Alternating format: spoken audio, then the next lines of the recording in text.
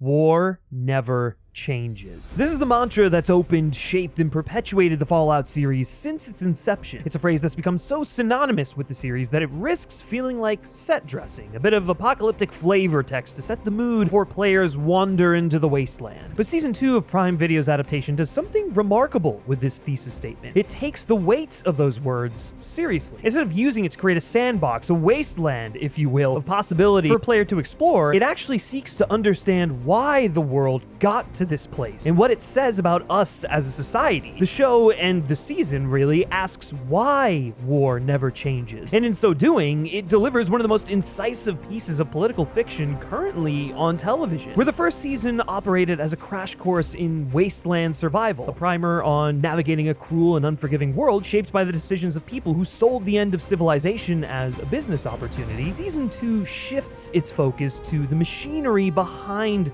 that cruelty. This is no longer just a story about the aftermath of nuclear annihilation. It's an autopsy of the systems that made annihilation inevitable, and a meditation on why those same systems keep rebuilding themselves from the ashes. The bombs fell, the world ended, and somehow, 200 years later, we're still making the same mistakes. This season strives to answer one question: why? Or at least point us in a direction as to why that keeps happening. Because while the end of the world hasn't necessarily happened around us, sometimes it really does feel like it is. And the American experiment has gone on for 200 plus years, so it's clear that we should be doing a bit of reflection. How does our current empire and its collapse compare to the empires that have come before? For people who've played the games, particularly Fallout New Vegas, and I'm sure if you've played New Vegas, you're a massive fan of that game. I am not one of those people. If you watch my Season 1 video on Fallout, you'll know that New Vegas was actually my first exposure to Fallout, and it wasn't necessarily something that I was able to get on board with. And truth be told, it's because I'm not a big fan of massive open world RPGs, where it's just kind of a choose your own adventure sort of thing. It gets to be a bit overwhelming for me, and I don't get as connected to what's going on through the first person POV. I'm much more invested in third person linear narratives like Assassin's Creed or Uncharted, where there are people that I'm following, there's a detachment from me, I'm more an observer, and I'm using these characters as vehicles to explore different ideas and themes with myself removed. And I understand that part of the appeal to something that Bethesda does is the fact that you yourself are invested in this universe. You know, you're being forced to make decisions, and those decisions will affect the outcome of your story, and that's all well and good. It just has never really appealed to me. I don't think it's ever caused the narrative or the experience to be as enriched. The problem was that it never fully committed to either approach. The ramifications of player choice were minimal, and the player stakes almost non-existent. You could kill virtually any NPC without meaningful consequence. For a game predicated on the concept of choice, that concept, at least in this particular game, gets undercut pretty quickly when your choices don't make much of an impact in the grand scheme of things. The show, however, in returning to the setting about 15 years later in story time, takes what I feel are the inherent problems with its own source material and turns it into subtext. By threading the needle between honoring the game's multiple endings through what the showrunners have called a fog of war approach, keeping the specifics vague enough that no single playthrough is canonized, Season 2 actually improves upon Fallout New Vegas. It doesn't matter who won the second battle of Hoover Dam. It doesn't matter which faction Courier 6 aligned with. Regimes are constantly changing in the wasteland. A major historical event may occur, but because it's not really changing anything fundamental, just who's in command, you can assume plenty more skirmishes happened afterwards, and the stalemate continues. The wasteland is constantly fluctuating, flip-flopping between controlling factions, and that's kind of the point. War never changes, and war never changes anything. Showrunners Graham Wagner and Geneva Robertson-Dworet, alongside producers Jonathan Nolan and Lisa Joy, have expanded their canvas considerably this season, transforming Fallout into an even more Terry Gilliam Brazil-esque inspired dystopian spectacle that weaves science fiction, western, and espionage genres into something that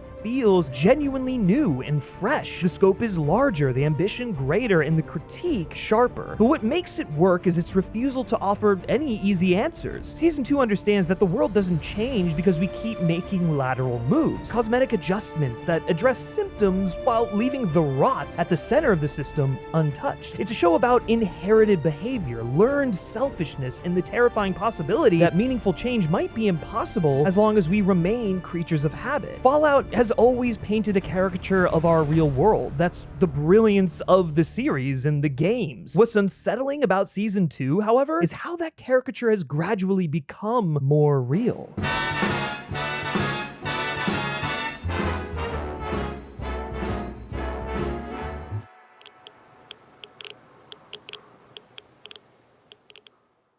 Survival in the wasteland might be hard, but you don't need to fight or kill to get ahead. All you need is today's sponsor, Brilliant. I've talked about Brilliant before on the channel, so it shouldn't be news to you that they're still my favorite platform for letting you hone your skills with courses tailored to the way you retain information. Brilliant can help you strengthen your math skills, improve confidence in coding, and improve your abilities in a wide range of complex topics through their interactive lessons built by an award-winning team of teachers, researchers, and professionals. I'm a big analytics and statistics guy, and you kind of have to be when it comes to YouTube in order to make the best content you possibly can, and in order to understand trends and like what you're doing right, what you're doing wrong. Yeah, you can figure that out by using YouTube's backend, but what's even better and even easier, I would add, is using Brilliant to help you learn more thoroughly in exploring data visually, making it easier for me personally to parse all kinds of bar graphs, dot plots, and any kind of data that I'm presented with, which again happens a lot on YouTube. But that's just me. There are so many other courses you can check out on Brilliant, so what are you waiting for? Give learning a try by going to brilliant.org/filmspeak, scanning the QR code on screen, or going to the link in the description below. Brilliant is also giving our viewers 20% off an annual premium subscription, which gives you unlimited daily access to everything on Brilliant, which is a pretty sweet deal if you ask me. That's brilliant.org/filmspeak, scanning the QR code on screen, or going to the link in the description below. Get that sweet 20% off an annual premium subscription, and thank you so much to Brilliant for sponsoring this video. If Season 1 introduced us to the concept of selling the end of the world, Season 2 is about how it was sold. The flashbacks of pre-war America are among the season's most devastating sequences, not because they depict violence or destruction, but because they reveal how banal the apocalypse actually was. The future of humanity comes down to one word: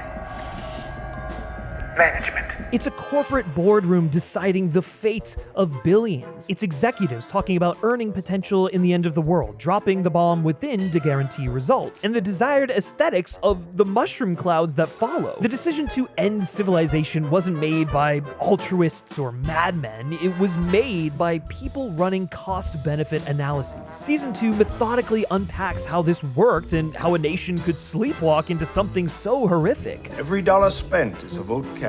This line captures the entire philosophy that destroys the world. The consumer choice is the only democracy that matters, that the market decides everything, and that if you can manipulate the market, you can manipulate reality itself. We're sold survival through vault tech installations, but it's only for the select few who can afford it. Corporations prey on people's fears through advertising that promises to keep your loved ones safe, stoking paranoia with atomic tests that give civilians a taste of what the panic feels like. A market is created for doomsday shelters by making doomsday feel inevitable. And then, once the market is cornered, these corporations ensure the product is actually needed. The brilliance of this critique lies in how it mirrors the logic of contemporary capitalism, and increasingly, stuff that's literally in the fucking headlines, the logic of prediction markets. We now live in a world where you can bet on geopolitical events, where the ambiguity of policy and its delivery becomes a profit opportunity for those with inside information. It's essentially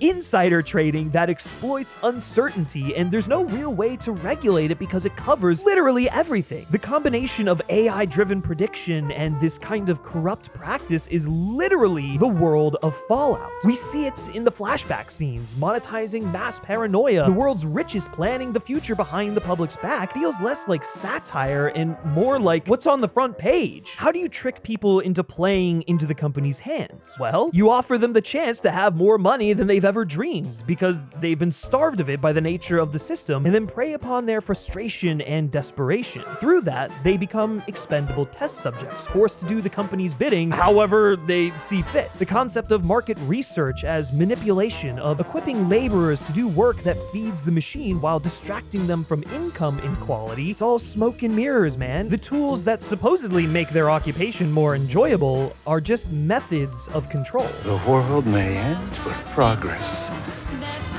Watch pressure's on. And the show understands that this isn't cognitive dissonance. This is the logical endpoint of a system that measures everything in terms of growth and profit. If disrupting the established order creates scarcity, and scarcity allows you to monopolize resources and necessities, then disruption becomes good business. The most destructive form of capitalism isn't the one that exploits workers, it's the one that creates the conditions requiring exploitation in the first place. All of this becomes readily apparent within the first few minutes of the first episode of Season 2. And what makes Season 2 particularly effective is how it shows this philosophy persisting after the bombs have fallen. Hank McClane, Lucy's father, continues working as if nothing has changed. He can't stop because it's all he knows. There's a routine. He feels he has a master to serve in the apocalypse, a boss. The conditioning of capitalism and the reward system that comes with loyal compliance has so thoroughly shaped him, and he keeps pursuing that big promotion even when there's no company left to promote him. He wants to feel important. Value comes through others seeing value in him instead of him recognizing his own worth. Ultimately, he just wants to exercise as much control as he can over his little projects. He wants to shape civilization into his own image, or at least an image that he mostly agrees with. He's unwilling to budge on how he sees the world. And this is the inheritance that the season interrogates. Not just trauma passed down through generations, but entire worldviews, entire ways of being that persist long after the conditions that created them have vanished. The vaults were designed to make people easier to control. Conditioning, routine, submission, docility. But the control doesn't end when the vault dwellers emerge. They've internalized it. They carry it with them into the wasteland and try to rebuild the same hierarchies, the same power structures, the same exploitation. The world never changes because the people in it have been shaped by systems designed to prevent change. If the problem with the world is factions, then what is the solution but to get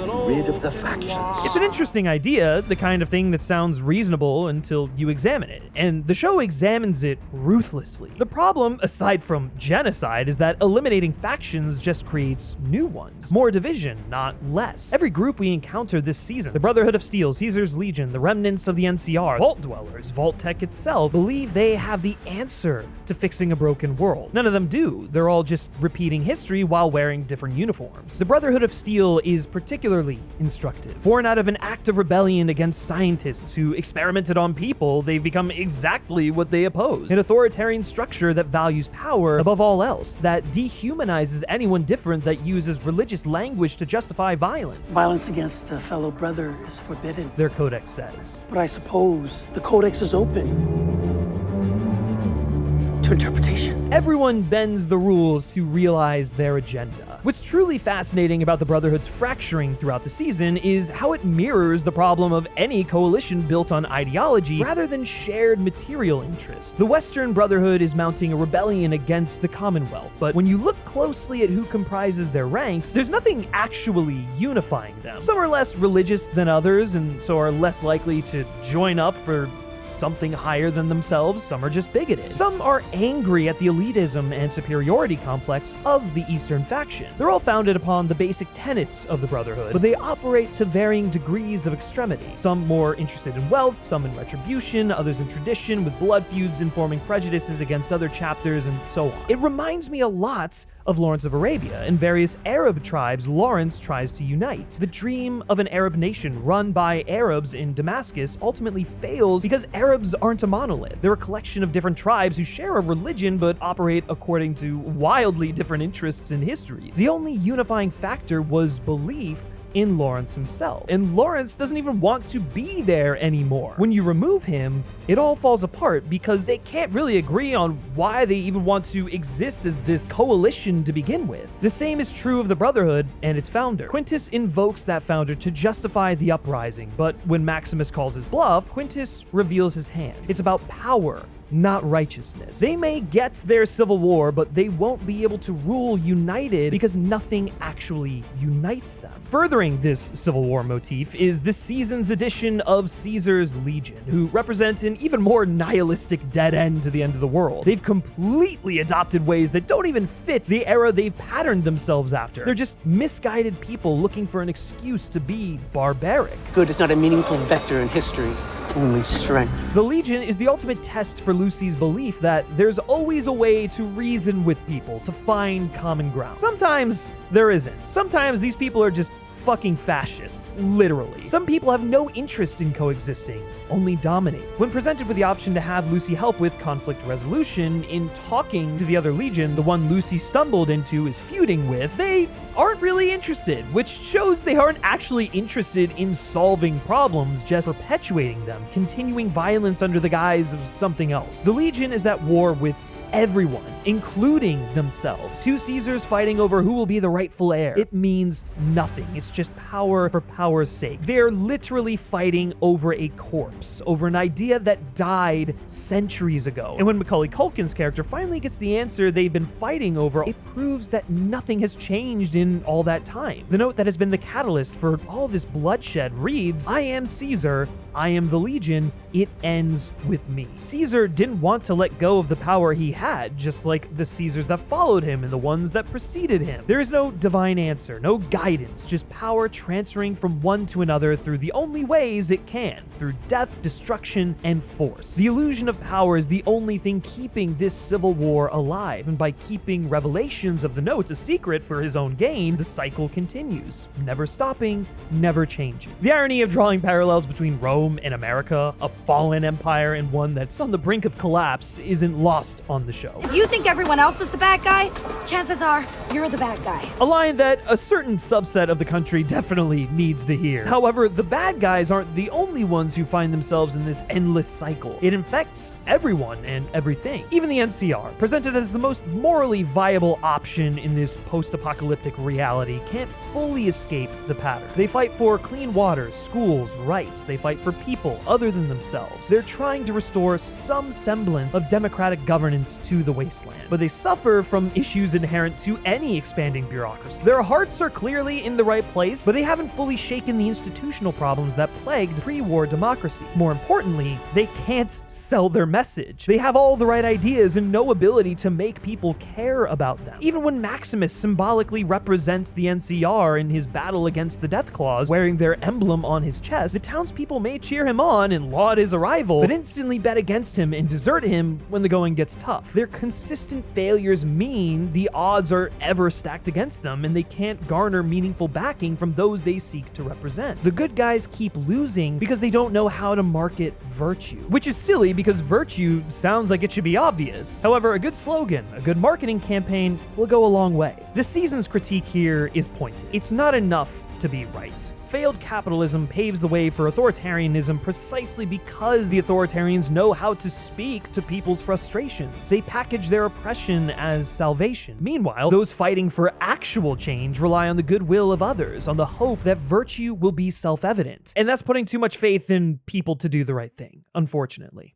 Season 2 deals a lot with the idea of communication. The clearest example of this is Glendale Congresswoman Diane Welch. She's fighting the good fight against corporate influence in Washington, enduring a series of humiliations, but refusing to back down. And yet, she's completely ineffective. At the VA meeting, the veterans laugh at her. She hits campaign talking points with such passivity that no one believes she's sincere. Cooper watches this train wreck unfold, and you can see the disbelief in his eyes. These politicians who are so out of touch, who don't know how to communicate to the general person, followed by the realization that if he wants things to change, he's gonna have to take action himself. I want to believe in people like you that fight for all the right things, but you don't make it easy. Why can't good people like you just learn to sell it better? Yes, this is exactly it. This is the problem so many progressive ideologies are dealing with. It's why the previous election went the way that it did. It's a question that should serve as a wake-up call to politicians, anyone who is trying to make the country better and get us out of the hands of these awful people. The craven opportunists have spent so much time perfecting the art of manipulation, learning to prey upon selfish desires and base fears that they can make anything sound reasonable. Ronald Reagan, for instance, got so many horrific policies passed because he had a folksy way of phrasing things. He made it sound sweet. He made oppression sound harmless and necessary. He made awful economic policies sound like it's gonna be good for your wallet. And that's exactly what Vault-Tec does, what Lucy's father does, what every successful bad actor in the show understands. This season further develops two of the companies at the heart of the apocalypse, Vault-Tec and Robco, showing us how their their approaches contrast via their remaining representatives, Hank and Robert House. Robco gives the impression of telling it how it is. They're more straight-talking. It's the embodiment of a very traditional tech company, cut and dry. Robert House is technically the face of the operation, even if that is via a body double, and their way of operation is cold and clinical and based on hard data. Vaultco and Hank by proxy operate much differently. They package their products and agendas in a neat and friendly way and hide behind the face of an established beloved star in Cooper to gain the trust of the world. Vault-Tec, by having a more generic brand name, conveys the idea of a collective and community that is welcoming you in with open arms. In truth, that community is a select club, the elites using their status and wealth to lead those wealthy enough into the vaults and to expel those of no use to them into oblivion. The idea of selling with a personal touch to manipulate their customers is ingrained in Hank. Robert House wanted to turn human beings into machines, make them suggestible enough to follow his orders. What I was trying to do was to add a little personality to his product. Hank rationalizes his experiments and tries to separate himself from what House was doing, when in reality, he's kind of missing the point. Regardless of how the product is packaged, they both intend to rob people of their free will and individuality by erasing their being to fit their view of how people should be. One just happens to be governed by mathematics and is more rigid, robotic, if you will, while the other is taking the intellect and goodness of someone else and finding a way to upload it into the consciousness of others. This emotional manipulation of consumers is right out of the playbook of modern capitalism and fascism, and it's scary because it works. Good people don't look to exploit emotions. They're too idealistic. You have to appeal to people's emotions in a personal way. You have to speak to issues they actually care about, in language that doesn't condescend. You have to make progressive ideology as folksy as the right has made its cruelty. That's why politicians like New York Mayor Zoran Mamdani and the UK's Green Party leader Zach Polanski have found success recently, because they understand that a good idea is only as strong as the communication and pitch behind it. The ideas haven't changed, but the way they're presented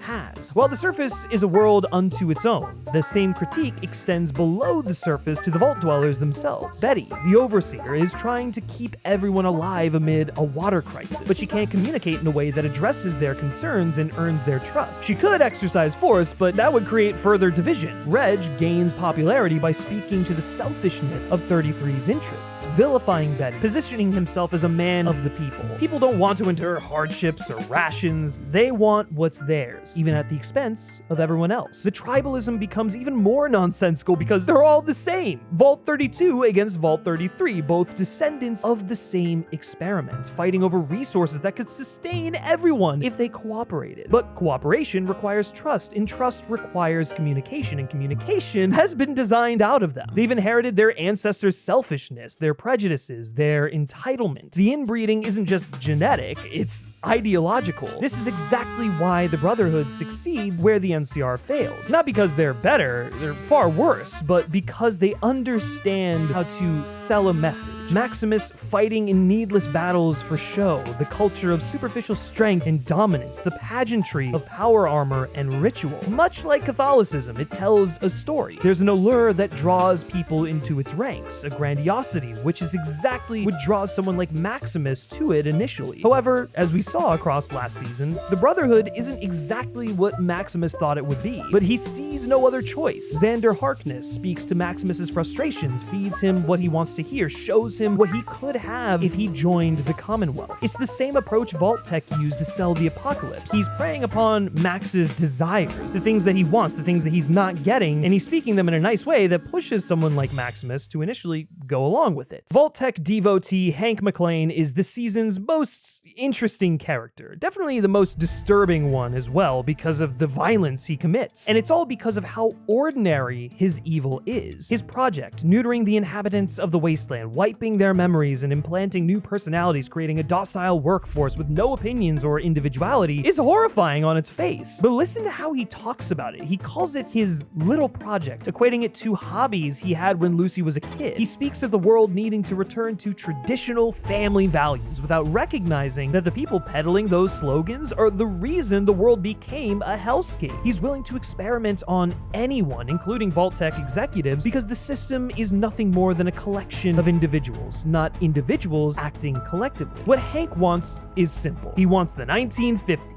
Not the actual 1950s, which were complicated and unjust in their own ways, but the imagined 1950s of sitcom Americana. Nuclear families and suburban homes, everyone knowing their place, no one challenging the order of things. He's quite literally trying to turn back the clocks, preventing decades of progress, innovation, and the evolution of human rights. He's the boomers, the MAGA crowd who obsess over the good old days, clamoring for America to be what it was when they were kids, because they don't like having to change who they are and how they view the world. Hank views the NCR and the Legion as essentially the same thing, two violent factions inhabiting the wasteland. They all have their problems, Lucy. High taxes, expansionist tendencies, unpopular foreign policy. This harkens back to what he said when he thawed one of the Vault-Tec executives to experiment on. Did you read the fine print? Yes? Well, I didn't. I prefer the classics. Hank isn't interested in specifics. He views things in a very broad, sheltered way. He just wants everything to be clean and simple when that's not how the world works. He thinks the complexity of the world is what's caused it to go to hell. The more black and white things are, the easier they are to understand and control. But that refusal to engage with nuance is itself a form of violence. When Lucy pushes back, One side is murdering people, enslaving them, crucifying them, and the other side is just vaguely problematic. he can't even explain why the NCR is a problem. He just knows they're different from him, and different is dangerous. The show makes his worldview explicit through his invocation of all quiet on the Western Front. Hank talks about people fighting over nothing. The French, the Germans, different uniforms, nothing really changing or any value behind why they're fighting. He saw the same thing on the surface after the bombs, people fighting over most petty things. Some things just never change. People just want to kill each other, don't they? What he's doing is blaming the victims instead of looking at the system. He's looking at people forced into desperation by a system that stripped them of everything, a system he encouraged, and concludes that, oh, violence is human nature rather than a response to conditions. He neglects to recognize that he and the people fighting for scraps are not the same. There's a privilege ladder he refuses to see. It's like going into a gunfight armed with the knowledge that your opponents have nothing but shitty Glocks and you're the one holding an atom bomb. For a second there, I thought the wasteland had changed you. I found this to be such a condescending comment from a parent who refuses to accept that his child has developed her own worldview, one that has finally recognized how actively harmful his attitudes can be. Hank wants carbon copies. He wants everyone to be docile, compliant, agreeable. His brain implants are the means to control a violent, unruly wasteland. What he's actually doing? It's essentially eugenics, if you think about it. He wants to rob people of their free will and mold them into a version of society, a version of America he sees fit. Lucy has grown and changed since her time outside the vault. She's perceived other worldviews and developed as a person. But Hank wants to undo that to make her malleable, less rebellious, easier to control, and make her like him again, his own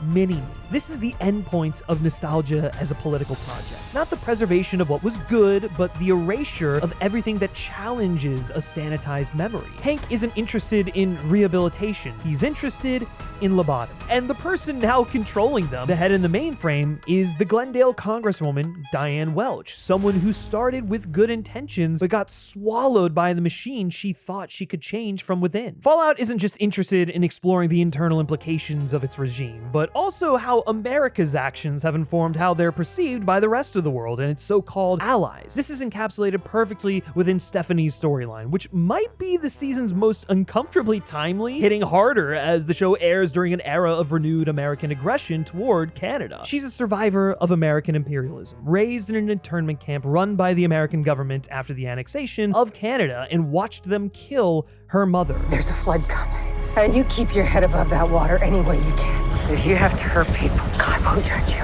Her entire integration into the vaults and America is about survival. She's a Canadian saboteur, exacting revenge against the corporate executives who ran the United States, retribution for their brutal occupation of her homeland. She justifies doing heinous things, killing Woody, lying, refusing to collaborate with Betty because of the conditions of the world she knew. It's even revealed that she was married to Hank prior to the bombs dropping, and I think all of this is indicative of how the system turns immigrants and foreigners into boogeymen, forcing them to great lengths to protect themselves, even though they're the victims. If Americans want Canada so badly, Canadians will take full advantage of whatever privileges Americans are hoarding for themselves. Don't think of them as human beings. Think of them as Americans. This line is brilliant. It's so bang on the money given current events. Trump's tariff war on Canada, his insistence on annexation, the growing anti-American sentiment that has fractured a long-standing partnership, borders trumping humanity, nationality above empathy. The show understands that imperialism creates the very hostility it then uses to justify further aggression. Stephanie becomes who she is because of what America did to her people. Her survivalist mentality, her willingness to lie and kill, her inability to trust, all of it is American-made. This connects to the larger theme of betrayed friendship. Cooper and Lucy, both struggling with what happens when people you trust reveal themselves to be something else. Cooper meets Stephanie before the bombs fall, and their conversation captures the tragedy perfectly. He's being idealistic, suggesting that Maybe the best thing that we can hope for is that enough people do the right thing so that the vaults aren't necessary. But Stephanie, having seen what she's seen, would rather be safe than sorry. She doesn't trust Americans to suddenly change. Why would she? Why should she? And so when Vault Tech offers her security through the vaults, that promise appeals to her far more than Cooper's hope. The good guys aren't mounting a strong enough campaign. They aren't making a strong enough case. This season is packed full of characters making very distinct choices, placing bets and committing their faith in situations that, on the face of it, offer no viable good option. But in a world in which unseen figures hold levels of influence strong enough to alter the world as we know it, how much agency can someone really have? The Fog of War approach to New Vegas's multiple endings isn't just clever narrative engineering, it's a statement about how power actually works. The House is betting on human nature, specifically on its darkest urges. As long as humans are tempted by money, the ones who have it will always dangle it in front of those who don't. Robert House represents the logical extreme of this worldview. He's the wealthiest man in America, owns all of Las Vegas, and has been stockpiling arms. He's not stupid or crazy, he's running mathematical equations based on global, political, and socioeconomic conditions to predict future events, using data to anticipate the future rather than shape it. He knew the bombs would fall. He even knew the original date, Cooper's daughter's birthday, before variables changed things. There's no ulterior motives with this guy. Like a dealer, his cards are all on the table. He's selfish, yes, but he has no interest in ending the world or going extinct. He's purely driven by mathematics and predictions. Don't hate the player, hate the game. But instead of using his immense resources to prevent annihilation, he used the information to prepare himself and preserve Vegas. House is also trapped in a prison of his own intellect. He's motivated to do something to help the population, but only views them as statistics, one giant collective to be managed rather than people to be served. He's sympathetic to emotions, as he mentions, empathy, the collectivism that fuels what he dismissively calls a pinko cause. But when governing, he believes it's a matter of facts and numbers. Everything serves the greater good, except the greater good comes at the expense of humanity itself. House believes in acting dispassionately, which is the exact opposite of how you should govern. You have to care about your constituents. The season peels back the assumption that House is the ultimate player in this game. The House always wins is his maxim, but what if he's not actually the House? There's always someone else behind the wheel, as Cooper said last season. House can only plan and factor in as much as he knows, and if he doesn't know everything, he's in a losing position. He doesn't have all the cards. Cooper's presence in Vegas pushed up the timeline by a month, an unknown variable altering the course, stacking the deck against House, derailing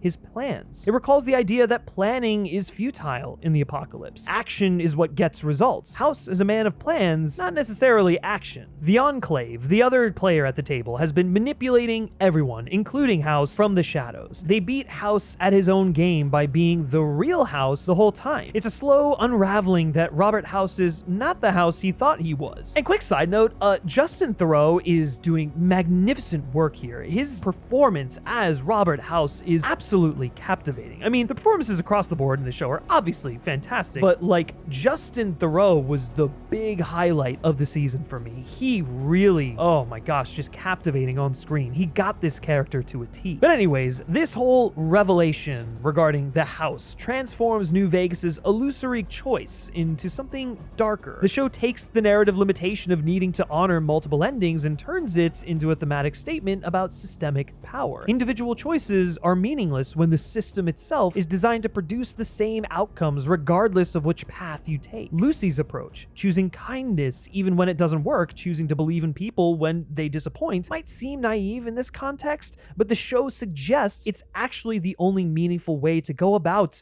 the wasteland. It's actually rebellious. You can't beat the house by playing its game better. You can only refuse to play. Not through withdrawal or nihilism, but through insisting on a different set of values, a different way of being in relation to others. The game is rigged, so change the game. And as the game changes, that famous line so synonymous with the entire Fallout franchise becomes a question posed to our lead characters. If war never changes, what do you do? Season 2 takes our 3 protagonists navigating 3 different answers. None of them completes, but all of them are in conversation with each other. Lucy begins the season still fighting the ways of the wasteland with the manners and politeness she was raised with, though notably she's now brandished a sniper rifle instead of a stun gun. She still gives bandits an out before they're slaughtered, but her kindness keeps proving not just unrewarding, but actively dangerous. The girl she tried to save in the hospital, who was poisoned and then she heals and then takes her back to the Legion, she's immediately killed.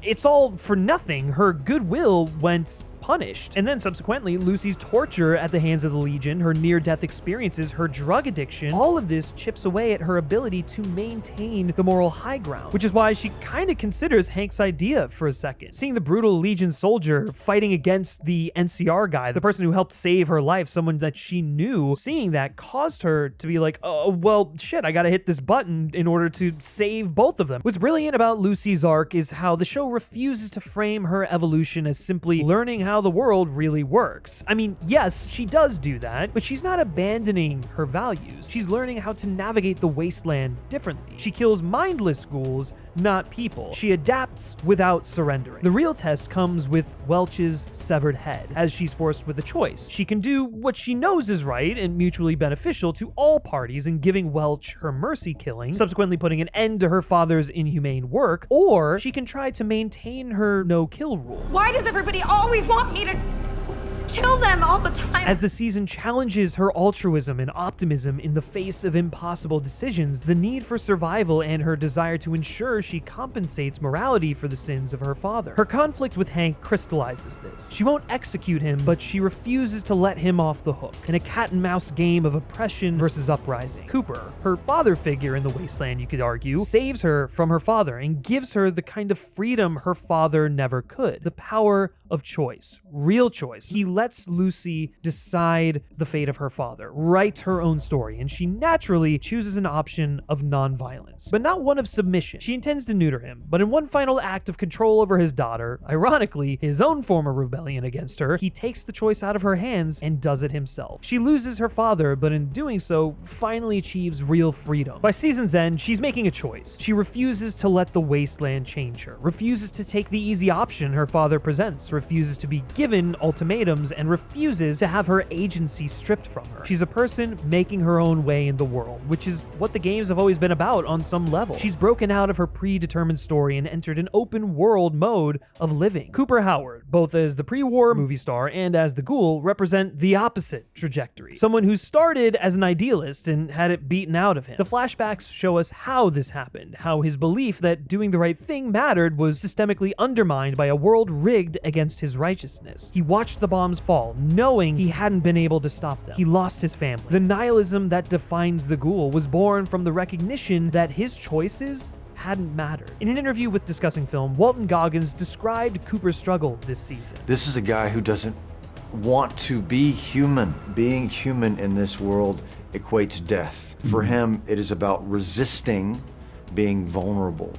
And at points in this story, he becomes that, something that he hasn't been in a very long time. But Lucy refuses to let that be the end of the story. She reminds him that even if he finds his family, he needs to find his humanity first. And slowly, painfully, he does. When faced with selling out the NCR to the Legion, he chooses to spare them. Despite the fact that I actually thought for a second he was going to just let the Legion go and kill the NCR. I was like, damn, man. And yet it proves there's still a moral compass within this guy. And while, yeah, he reverts a bit, considering giving Lucy to her father so that Cooper can see his family again, I think getting impaled by that pole reminds him of his view of Lucy and how he doesn't want to help Hank continue doing what he's doing, so he's gonna take things into his own hands. It's just been a while since I had someone worth talking to. The ghoul has been alone because his worldview doesn't lend itself to meaningful connections, and yet he kind of craves them more than he lets on. Lucy is helping him remember that isolation isn't strength. When he recites his name at his lowest point, My name is Cooper. he's clinging to identity, to memory, to the possibility that he's not entirely lost. Cooper needs friends, even if he won't admit it, and friendship is a two-way street. Cooper makes a decision in the final episode to, once again, give up the diode. The last time he did it cost him everything, but this time, his only chance to see them again is to make the same deal. When he finds the pods empty, House takes it as a victory and assumes Cooper will see it as a failure. But Cooper finally has confirmation of the only thing that's been keeping him going all these years. Confirmation that it hasn't all been for nothing. Confirmation of hope. Maximus occupies the middle ground, someone who's seen both the appeal of structure and its costs. The Brotherhood gave him community when he had nothing, and it's also a system demanding conformity to principles he doesn't believe in. His time with Lucy clearly had an impact. His view of what it means to fix a broken world isn't as rigid as it used to be. In another interview with Discussing Film, writer Geneva Robertson-Dworet explained that be careful what you wish for is something we say all the time in the writer's room, but also, yes, the thing you always dreamed of and thought you would find the most fulfilling, you get it and you're just like, oh, this is not what I want after all. You're either horrified by it or you feel empty by it. Certainly something that Maximus has to confront with finally getting what he wished for. He's given the standing within the Brotherhood he always wanted, the level of power and responsibility, but it's too late for that. His worldview has already been changed by Lucy and the events of season 1, so therefore his wishes have also changed. He realizes that what he's been working for his entire life, his dreams, don't truly align with him anymore, and the values he has developed through the Brotherhood are challenged by the world around him and the memory of his parents. In response to this realization, he starts to try and change the Brotherhood from within to fit his views rather than leaving it, but quickly realizes that while some people within it may be able to be changed, the system itself, the Brotherhood, is too far gone. In order to make a big problem something you can handle, you gotta make it small. Lucy is bettering herself through maintaining hope. The ghoul needs to learn the same. Norm, Lucy's brother, is trying to change ideology from within. Hank is failing because he refuses to grow. Maximus tries to change a broken system from within, but ultimately moves on to something fundamentally new, completely changes what he puts his trust in. I don't choose to do the things I have to do. They just keep happening. It's the lament of someone caught between systems, trying to find agency in a world that keeps constraining his options. His killing of Xander Harkness marks a turning point. Earlier in the season, he volunteered to kill Xander for the wrong reasons. Zealotry, obedience, hatred, you name it. But when he actually does it, it's for the right reasons, protecting his old friend, protecting innocent children. He starts a war, yes, but for his own reasons, not the ones dictated to him. He's almost starting his own faction in the midst of all of this, wearing the NCR's power armor as an emissary of Shady Sands, carrying the values his parents instilled in him. If you're going to make bad decisions, make them for good reasons. Max fights for the town, despite their insistence on betting against him. He remembers his parents, he remembers his father, and he makes a decision to be a good man, even if it comes at the expense of his own life. Instead of being a faceless soldier, instead of disguising his own ideals for the sake of a cause he doesn't believe in, he shows his face. He stands firm as himself and gives the town someone to truly rally behind. He paves the way for the arrival of the NCR, the community he's been looking for, one that matches his ideals. Max and Lucy made the best choices they could, and still war was imminent. If war never changes, then perhaps what needs to change is why we fight, who we fight for, and what we hope to change on the other side. In the end, Lucy is fighting her family and breaking out of her father's control. Cooper is fighting for his family to keep his promise to find them at all costs, and Maximus returns to the ideals of his family, fighting in their honor. Family's a fucked up thing.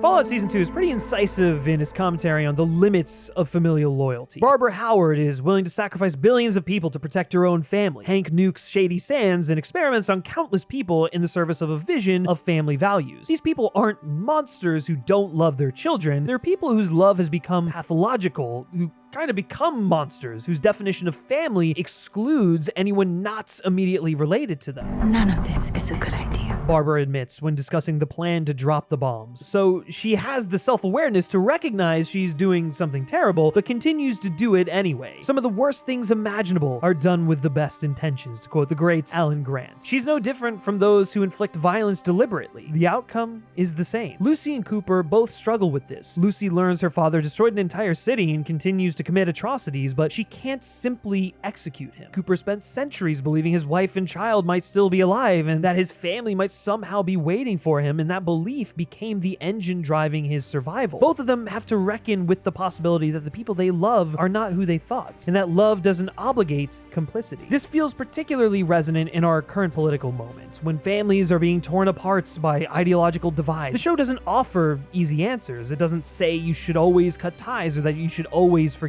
It asks harder questions. What do you do when someone you love believes and does things that are making the world more inhospitable? True bravery, the show suggests, is having the courage to speak out and stand up to your family when you know something is wrong. And understanding that while you can't pick your family, you can pick your friends and you can create your own family. Season 2 doesn't offer a solution to this. I mean, it can't. We don't have one ourselves, but it does point in a direction. The ghouls and super mutants rising up, uniting against the Enclave who created them and then discarded them. It's a glimpse of what collective action might look like and what we can see in the future of the Fallout series. Not factions fighting over resources or ideology, but people who've been systematically excluded finding common cause. The NCR represents another version of this. Grassroots, working class, fighting for things beyond themselves. The only way to save our family is to save the world. This line is the inversion of what Barbara believed. Family doesn't mean contracting your circle of concern to those immediately related to you. It means expanding it. Recognizing that your well-being is bound up with everyone else's. That selfishness isn't survival, it's just a slower form of collective suicide. Lucy's journey crystallizes this. She refuses to let the wasteland change her, but that doesn't mean she stays static. Her experience gives her more empathy and understanding, not less. She's not taking the easy option her father presents. She's a person making her own choices and choosing to believe that deep down, choice matters, even when the system is designed to make it meaningless. The future, the show suggests, lies with outcasts, people who refuse to conform to the rigidity and prejudice of the institutions that raised them, people who remember what community felt like before it was poisoned. If everyone is so willing to resurrect strength and force in empires of the past, why not virtue and goodness? Why not, instead of accepting things as they are and doing what you've always done, try something different? War never changes, but the people fighting it can. That's not optimism, it's the only rational response to a world designed to prevent change. You can't control the system, but you can control how you move through it, depriving it of its power and eventually creating something new. You can choose to believe that your choices matter even when the evidence suggests that they don't. Because the alternative is giving up, and giving up is what the system is counting on. Changing your mindset to not focus on what benefits you in the short term, but expanding it to what benefits everyone and fighting for those things instead of waiting for them to land in your lap is always the better choice. The entire season is about predicting patterns based on human behavior and past actions, creating a nihilistic feedback loop. It's about making bets, what you choose to put your backing behind when presented with the facts, and how natural emotions, strong-held beliefs, and your experiences with the world around you will naturally affect where you place your faith. Nothing ever changes because people have stopped believing in hope. Robert House failed at his post-apocalypse utopia because he bet against people believing in something. Betting on hope is the only thing that we have, but it's not a surefire thing. It has to be tended to like a flame until it grows into something bigger and stronger. If people see you acting on belief, they will start to believe too. Cooper bet on his wife and family, Lucy bets on kindness, and Max bet on the beliefs instilled in him by his parents. By the finale's end, all of these bets, all of this faith pays out. And that's what's so remarkable about Fallout Season 2. It's the rare piece of blockbuster television that trusts its audience to sit with discomfort, to think about how all of the ways our society is suffering at the moment and how we can make it better. It doesn't give us a step-by-step instruction on how to fix what's broken, but it does show us with painful clarity why it keeps breaking. And it asks whether we're willing to do the hard work of being different. Not because it's guaranteed to succeed, but because it's the only path that might. In a landscape of prestige television increasingly content to offer spectacle without substance, Fallout insists on being something different. It earns its mantra. It takes the weight of those 3 words seriously. War never changes. The question is whether or not we can.